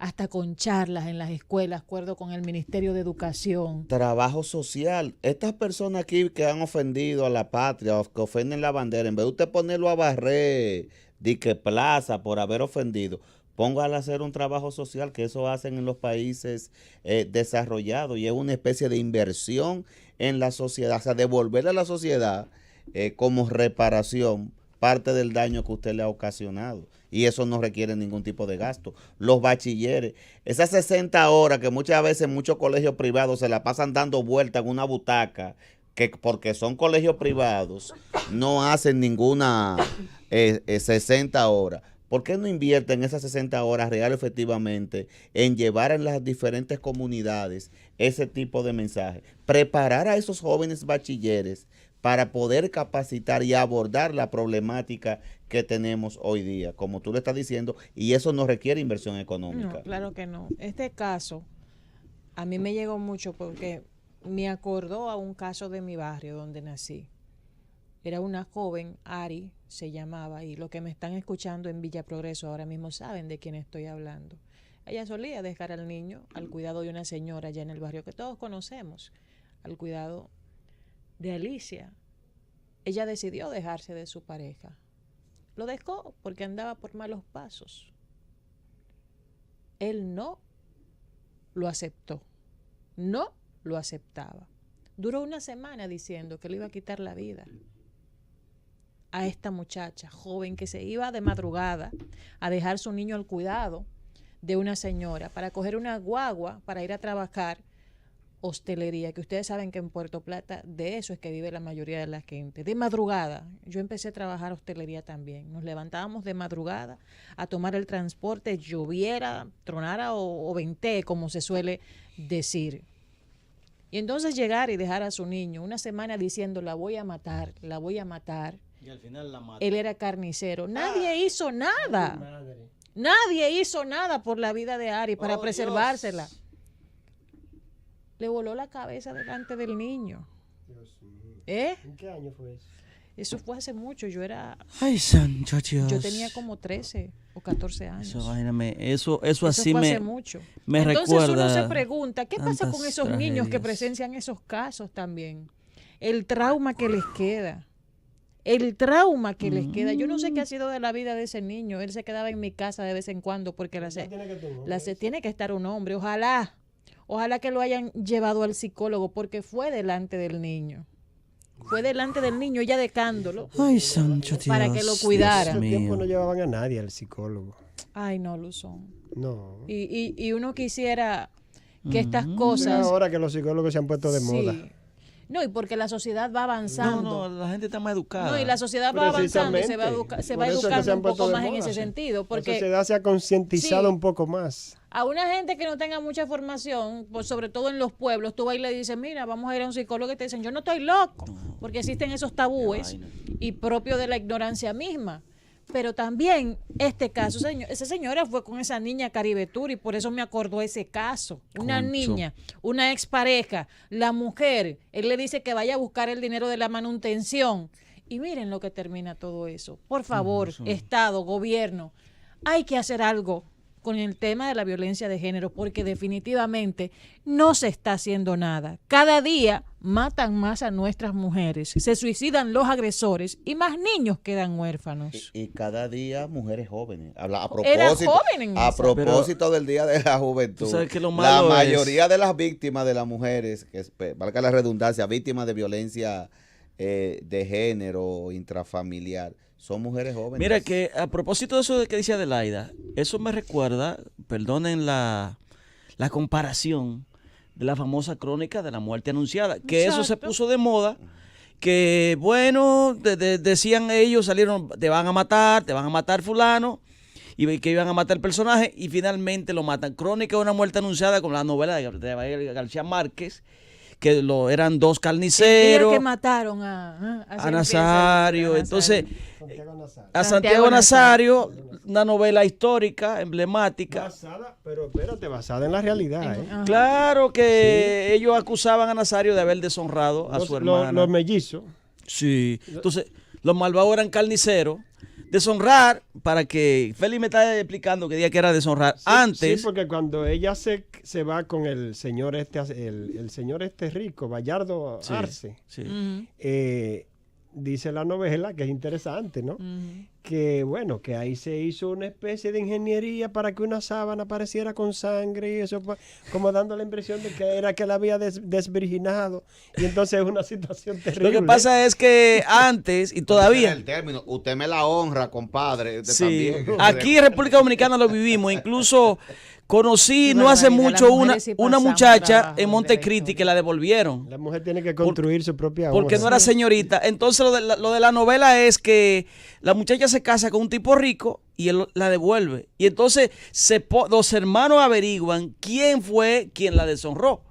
Y son carniceros y salen a matar al protagonista de la obra, que fue un hecho real, y dice, y todo el mundo sabe que lo van a matar. Entonces, Crónica de una muerte anunciada es lo de nuestras mujeres. Todas esas mujeres que matan, el tipo anuncia que la va a matar y la mata, y nadie hace nada. Hay eso que tú dices, y Adelaida, el sistema las asesina. Eso es el sistema. Hay que tener, esto es una alarma y hay que prestarle atención, porque por lo regular cada hombre que dice que va a matar a la pareja, tarde o temprano, Crónica de una muerte anunciada, termina muerta a mano de esa persona que juró o que dijo o amenazó que le iba a matar. Asimismo, también prestar atención a esas personas que dicen que se van a suicidar. Igual. Que se van a suicidar. Crónica de una muerte anunciada. El que se va a suicidar, que lo dice. Mucha gente cree que es por... No. Que es para chantajear a otra persona, que es manipulación. A esa persona hay que prestarle también mucho cuidado. Mira, y la gente termina, señor, eso es difícil. Yo conocí uno que ella ya no lo quería. Un DJ que era amigo mío. Que ya no lo quiere. Entonces él andaba con un amigo de ellos dos. ¿Qué hizo él? Que fue y se ahorcó delante del niño. Dios mío. Carajo, mire, yo le voy a decir una vaina. ¿Quién carajo no lo han votado? Al Fiero Valenzuela lo han votado. Probablemente a Oscar, a los muchachos, a cualquiera. Pero más para adelante. Yo creo que deberíamos cambiar esa palabra de votado. O que te dejen. O el que amor sea. se muda. Que se muda. Entonces yo le digo a ustedes, señores, más para adelante vive gente y son buenos vecinos. Esa mujer, de la misma forma que se llegó a una relación, mutuo acuerdo con usted, ella debe seguir, porque eso no es suyo. El hombre tiene que sacarse esa vaina de la cabeza, sobre todo el hombre latino. Somos demasiado machistas. O son, porque yo no lo soy. Demasiado machistas. Muchos no toleran que lo... ¡Carajo! Que lo dejen. Y si ella le ha sido infiel, ay, que más rápido le quiere matar, carajo. Pero venga acá. ¿Y usted cuántas veces no le ha sido infiel a esa pobre muchacha? Entonces, mire, para que no sigan dando más esa crónica de una muerte anunciada. Los hombres que son infieles dicen que eso es de hombres. Ah, eso es de hombre. Aquí en países subdesarrollados. Ah, está bien. Félix, eso es de hombre, llévatela, carajo. 11:31 minutos en este gobierno de la noche de la Z101. Ya vamos tomando ya la curvita de la Paraguay. Y ahora pues le toca el turno al profesor Oscar Valdés. Gracias, buenas noches, compañeros, compañeras, ese público disculpa, que nos escucha. Oscar, hay que agradecer a la Locanda que hoy no... Sí, caramba, no le hemos agradecido. La locanda se manifestó hoy por aquí. La locanda de Bellavista. Y déjeme decirle que tenemos una invitación ahí en la zona oriental, en la locanda de la autopista de San Isidro. Ahí Enrique y Warner, un abrazo también, y a Emilio. Miren, a propósito del Día de la Juventud y de que en el día de hoy es que solamente nos acordamos de los jóvenes en dos momentos, cuando hay campaña política y el Día de la Juventud, para premiar a aquellos jóvenes que por alguna razón u otra han sido destacados. Yo quiero pasar como una especie de revista de la falta de políticas públicas que hay en la República Dominicana, que no se traducen a favor de los jóvenes. Cada día nosotros tenemos una cantidad de niñas embarazadas que se convierten en madres a una temprana edad. Y eso quiere decir que programas de salud sexual y reproductiva o psicoafectiva, como usted quiera llamarle a estos programas, están fracasando, y esto impacta de manera negativa en esas madres jóvenes que a temprana edad deciden, por la falta de oportunidad, por la falta de información, deciden ser madres y van a acarrear toda la vida con esa criatura, los estudios y una serie de prejuicios sociales en la que nosotros vivimos. Entonces, nosotros, dentro de los programas para la juventud, tenemos que pensar en esas madres jóvenes.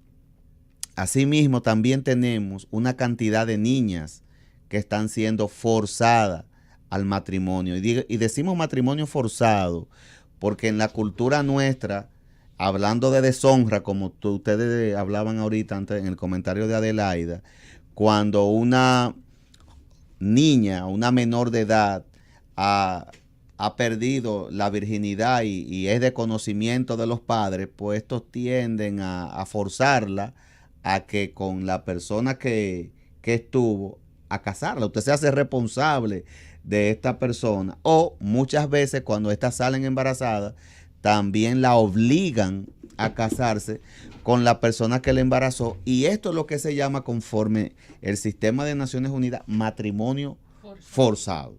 O sea, no es que a la mala, es que por una situación determinada te están... ¿Qué quieres hacer con tu vida a partir de...? Entonces, esta situación, porque una persona porque salga embarazada no tiene necesariamente que casarse, porque eso, casarse implica una serie de compromisos y de responsabilidad. Un problema más grande.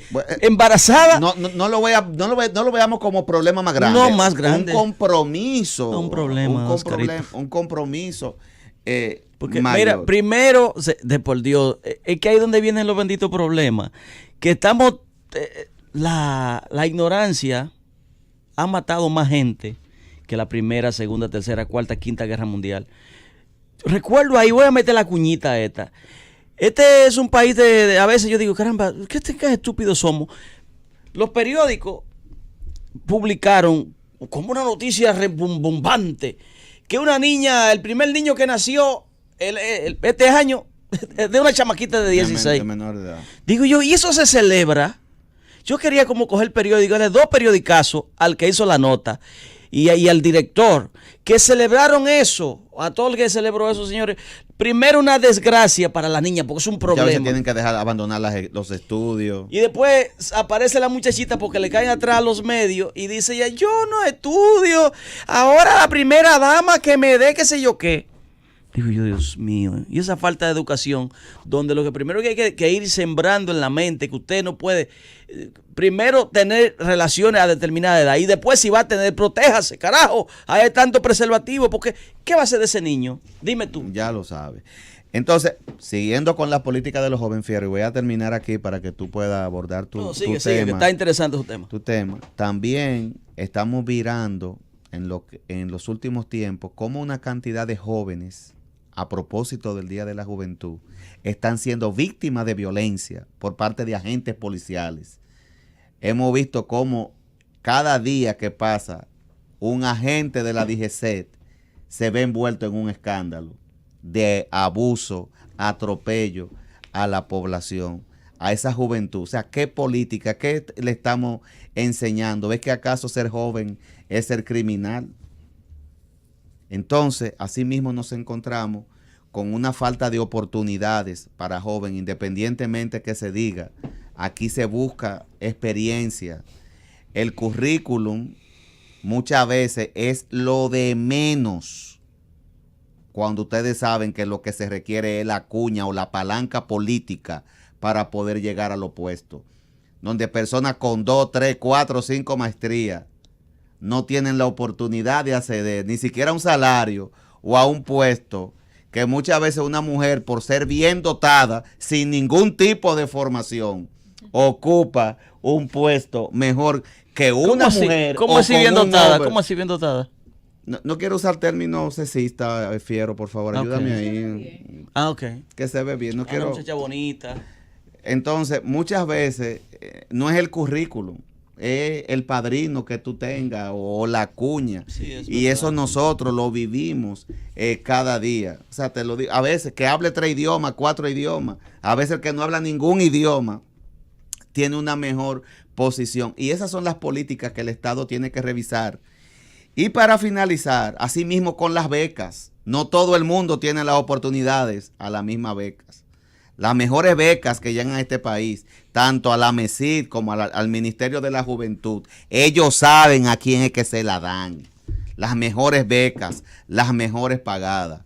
Y la rabisa le queda a ese pobre joven que nosotros señalamos por pertenecer o vivir en un barrio popular. Llévatelo, Félix. Ya son las 11:41 en la noche. Continuamos en el gobierno de la noche. Nuestro compañero Roberto Valenzuela. Gracias, distinguido compañero Siri de León, el científico de la patria, el tocayo Roberto, Mel, José, el intenso, y veo a alguien ahí recogiendo los bates. La distinguida Adelaida, bella como inteligente, el profesor Oscar Luzón, y a todos. A Gilbert, que Gilbert, tú no mueres en tu cama. Gilbert lo dice por lo de Mía.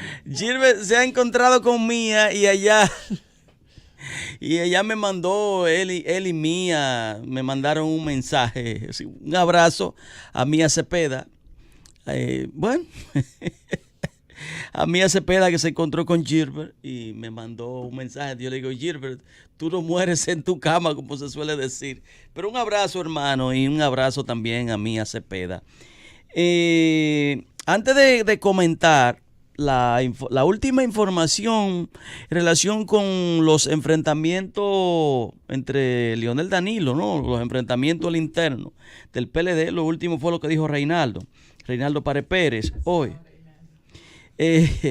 Pero antes de eso voy a comentar una efeméride muy importante, que es que además de que hoy es el Día Internacional de la Juventud, en honor a San Juan Bosco, y todo el cristiano sabe lo que significó San Juan Bosco para la juventud del mundo.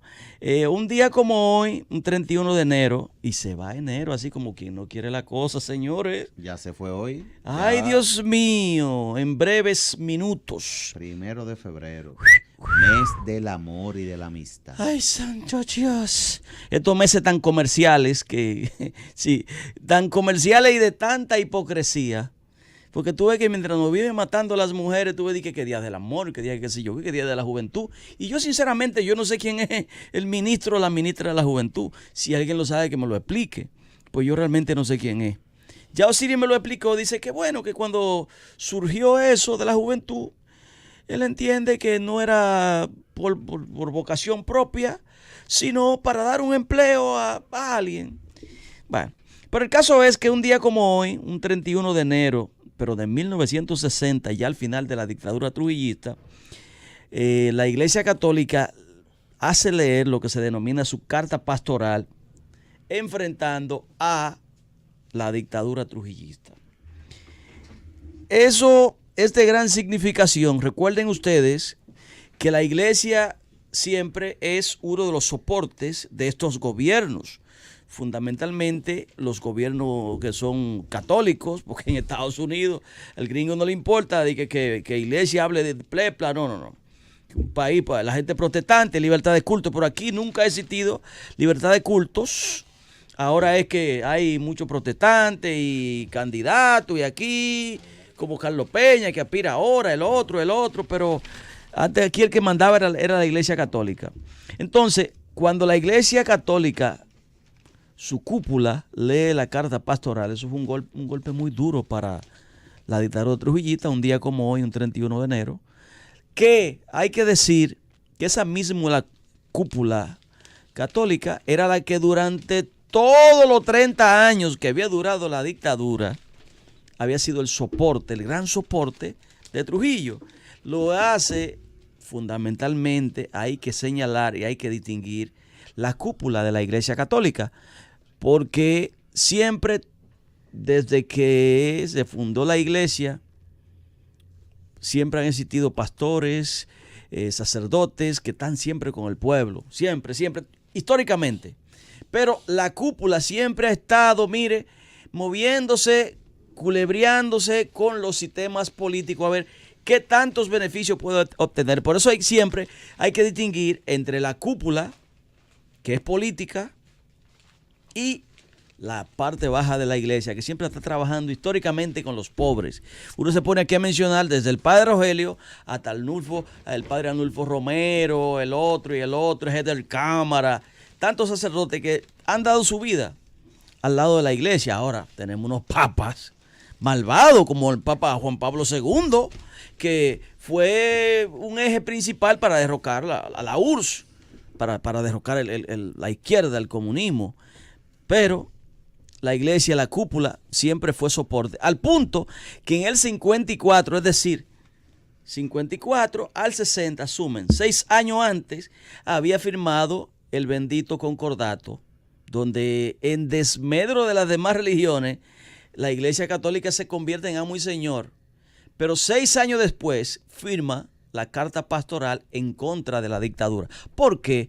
Porque la iglesia es oportunista. Se dio cuenta de que el régimen trujillista ya se estaba derrumbando y que ya no había forma y que tenía que dar el paso en contra de la dictadura. O sea que esto ocurrió un 31 de enero de 1960, esa carta pastoral que fue tan importante para la caída al final de la dictadura.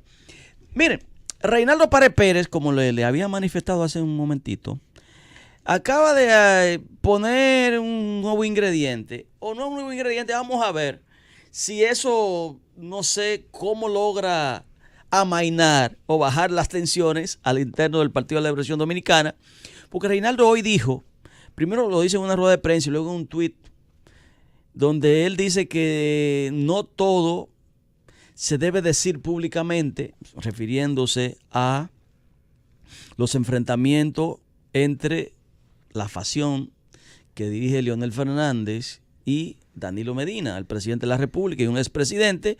Uno es el presidente del partido y el otro es el presidente de la República, que pertenece al mismo partido. De dos figuras que fueron amigos durante mucho tiempo, pero los intereses lo dividieron. Entonces, aunque ellos no se enfrentan, ellos dos per se directamente están enfrentados. Su gente vive dándose piña y piña y piña. Ante ese momento de tensión, que lo que realmente le puso la tapa al pomo fue la aparición nuevamente de Quirino Ernesto Paulino Castillo, y aparece un nuevo procurador general de la República.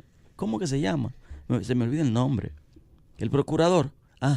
Yo creo que hace varios días nombraron a Hipólito Mejía como procurador, porque él comenzó a hacer una investigación. Entonces, dentro de esa investigación de Hipólito Mejía, que me cae muy bien, él fue y... esa es de la película que se está filmando recientemente. Sí, entonces Hipólito fue como Procurador General de la República, creo que hace 3 días que lo nombraron. Él va e investiga, le dicen que... Y fue y citó a Quirino. Fue y visitó a Quirino, se reunieron, entonces él comenzó a investigar a la Fundación Global. A la Fundación Global, que es... Yo defiendo la Fundación Global porque soy un hijo de esa entidad, un centro de formación científica, donde ahí ahí no va ni de gente del PLD, que quizás sean los que menos vayan, sino la comunidad científica. Ahí van los hijos de los PRDistas, los PRMistas, los reformistas. Es un centro de formación científica que yo creo que no se debería cuestionar de esa forma. Y no importa de quién haya sido, que sea de Leonel, de quien sea. Entonces, el nuevo procurador de la República, que se llama Hipólito Mejía, investigó a Quirino, un ex narcotraficante que estuvo en Estados Unidos, y él dice que lo citó para investigar. En medio de eso, Ministerio Público. Ese Ministerio Público, ese nuevo procurador que se llama ahora Hipólito Mejía, primero ex presidente de la República y ahora procurador general de la República. Para el caso Quirino. Para el caso Quirino y para el caso de la Fundación Global, específicamente un procurador especial. Un procurador especial para eso. Eso es como un fiscal, un fiscal especial. Le ha quedado bien el comentario. Sí. Ese nuevo procurador, pero para investigar a Leonel Fernández, que es su contrincante político. Porque para nadie es un secreto que Hipólito es un candidato y para mí no es un candidato malo. O sea, es bueno. Es un buen candidato. Entonces, para investigar a su contrincante, Danilo Medina lo nombró. Ahí te dice a ti la falta de credibilidad que parece que tiene el expresidente Hipólito Mejía en el sistema de justicia, que él decidió tomarse la justicia por sus propias manos.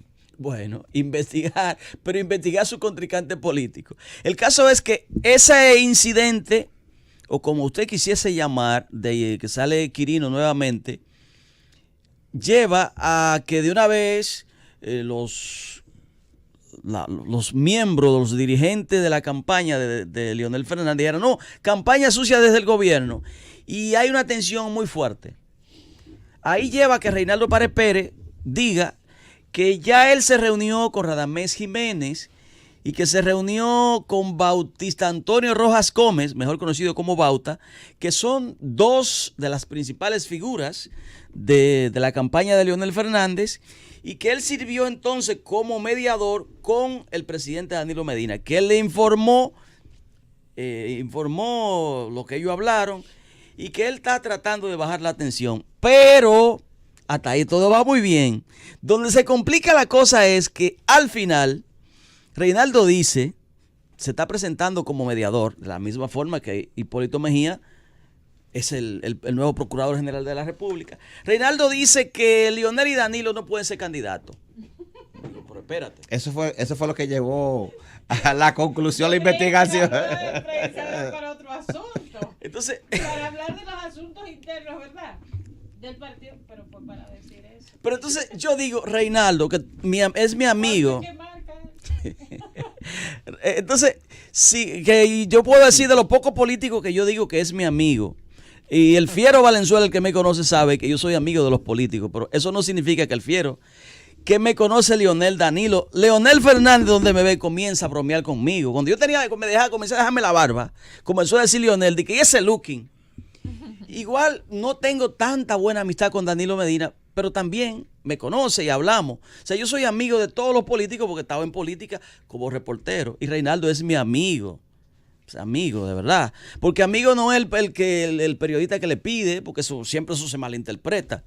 Entonces, Reinaldo, tú no puedes ser, querido amigo Reinaldo, presentarte como un ente mediador, decir que tú ya te reuniste con Radamés Jiménez, también muy amigo mío, el ex procurador, y con Bauta, y que ya tú estás como intermediario, pero entonces decir que ni Leonel ni Danilo pueden ser candidatos, porque tú sabes que primero eso no va a caer bien ni en Leonel, ni en Danilo, ni sus seguidores, ni tampoco en Leonel y sus seguidores. Te van a querer. Además, tú te estás descalificando. Y de la misma forma que Hipólito Mejía, que yo lo veía que iba muy bien, se descalifica cuando permite que, mediante un decreto, creo que fue de Naciones Unidas, porque Naciones Unidas suele nombrar procuradores especiales. En el caso de Guatemala lo hizo. No sé si fue Danilo Medina que lo nombró como procurador para investigar el caso de la Fundación Global. Si Hipólito Mejía ahora mismo agarra y se le ocurriese crear un centro de investigación agropecuaria, óyeme, con eso la gente no debería meterse. Yo creo que con la Fundación Global no se debe meter. Señores, el que no conozca la Fundación Global, que se acerque. para que vea qué significa la Fundación Global. Y ya aquí en este país las palomas le están tirando las escopetas, yo no sé. Entonces hay muchísimas cosas extrañas. Ya, Hipólito Mejía, procurador. Reinaldo, procurador general de la República. Y tenemos a Quirino que dijo que hasta que no le busquen sus 200, qué sé yo, cuántos millones de pesos, que él va a seguir saliendo. O sea que es un fantasma. O sea, y sobre todo, eso ante la ley penal, eso es extorsión. Si tú no me buscas tanto, yo voy a decir tal cosa, eso es extorsión. Bueno. Y eso ocurre en pleno derecho y legislación existente y no pasa nada. Cerró su comentario. Yo cerré sí, pues yo dije que el nuevo procurador, ya estamos el finalizando. Procurador General de la República, que no es Jean Alain ya. Hay una información que sale hoy, creo que el tema de la salud mental en la República Dominicana se debe tomar muy en cuenta. ¿Qué tiene que ver esto con el comentario mío? No, Cuando yo menciono Hipólito. Pero eso tiene que ver con salud mental, porque tú no dijiste que hay un fiscal que nadie ha nombrado como fiscal investigando cosas. Si tú escuchas, te pregunté si tú terminaste tu comentario. Terminé. Y dije que hay una información que creo que es muy importante. No, él lo terminó. Lo que pasa es que él quiso conectar lo suyo con su comentario. Él quiso, pero no es mi idea. No es mi idea. Pero sí decirle ya en la parte final del programa sobre este estudio que revela que 9,000 personas en los últimos 14 años se han suicidado. Un promedio de 642 personas por año, 53 por meses, pero el índice más alto se registra del 2016 al 2017, donde se habían suicidado 1,008 personas. Se ha hecho ese estudio y se ha dicho que durante ese año la prevalencia de los trastornos que presentaron mayor cantidad de casos fueron la ansiedad, la depresión y el alcoholismo, que son tres temas que están afectando bastante a la República Dominicana. Y lo que tiene que ver con la salud mental, los profesionales, los psiquiatras, los psicólogos, que tienen que ver también con la conducta, han mostrado su preocupación en cuanto al tema. Y a veces el tema de la salud mental se toca tímidamente en nuestro país, como que no importara y no hay suficientes profesionales nombrados en ese sentido. Se dan las declaraciones, pero es triste que uno no vea también las recomendaciones que hagan estas personas que hicieron ese estudio o los mismos profesionales de la salud mental. Yo creo que se tiene que tomar muy en serio lo que tiene que ver con la salud mental en la República Dominicana. Era lo que... Bueno, la salud mental, ciertamente, Roberto, que nadie, ni siquiera los comunicadores hablan de eso. O sea, hay una situación de olvido, no solamente a los enfermos mentales, sino a la problemática per se, a la problemática de salud referente a la salud mental.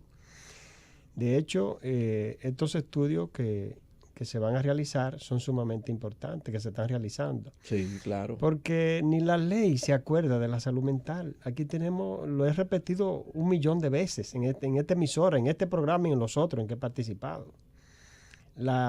Esa ley 8701 es una ley excluyente. ¿La de seguridad social? Sí, la de seguridad social, del nuevo sistema de seguridad social, que ya no es nuevo, ya es viejísimo y malísimo ya en muchos aspectos. Tristemente. Entonces, es una situación, óyeme, yo no había visto un ataque tan feroz como cuando uno está hablando, que oye ese silbido. Entonces, eso no son las 12 todavía. Entonces es una situación en que la salud mental en la República Dominicana no se ha encarado por parte del Estado con la debida responsabilidad. Exacto. Por eso usted ve los enfermos mentales en las calles, nadie se ocupa de ellos. Andan por ahí pululando. Regularmente mueren atropellados por un vehículo. Porque tú lo ves en los túneles. En los túneles que nadie suele meterse, el que tenga 2 dedos de frente y está normal no se mete en un túnel. En el caso de ellos, uno puede, digamos, identificarlo, pero hay personas que socializan y todo y tienen problemas de situaciones mentales, son. Decía alguien que no solo los que andan en la calle recogiendo cosas son los que tienen problemas. Por ejemplo, este estudio te habla de la ansiedad, de la depresión. Y de hecho, la depresión mayor que ha estado acabando tanto con personas jóvenes como con personas adultas. Son temas de verdad muy importantes. Por ejemplo, las reacciones de ira del ser humano, los los especialistas en la conducta. Lo impulsivo, la gente dicen impulsiva. que, por ejemplo, una rabia, una gente que toma un mal genio rápido, dicen que eso...